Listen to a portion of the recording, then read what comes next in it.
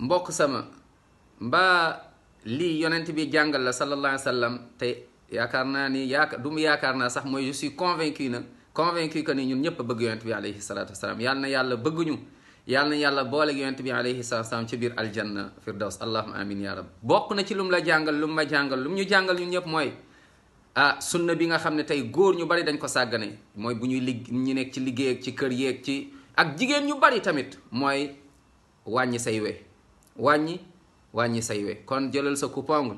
nga daal di wàññi say we daganul jullit bu góor wala jullit bu jigéen yonent bi alayhi salaatu salaam nee na mu toog lu tolloog lu ëpp 40 jours te wàññiwul ay weewam subhanallah kon vérifier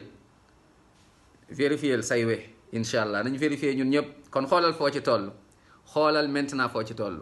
am na ñoo xamante ni subhanallah yàlla na yàlla yërëm ñu en tout cas ñun ñëpp a bëgg yonent bi sam bokk na luy firnde dañ ko bëgg mooy lu mu wax ñu daal di góorgóor di ko def kon suñuy weewu baaraam ak tànk yi nañ ci bàyyi xel incha allah yàlla na yàlla yërëm ñu dugal ñu aljanna